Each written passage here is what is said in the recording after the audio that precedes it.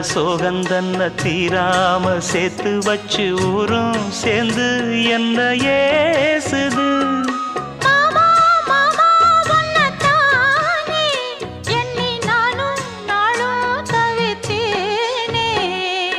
கூண்டுக்குள்ள என்ன வச்சு கூடி நின்ன ஊற விட்டு கூண்டுக்குள்ள போனதென்ன கோலக்கிளியே.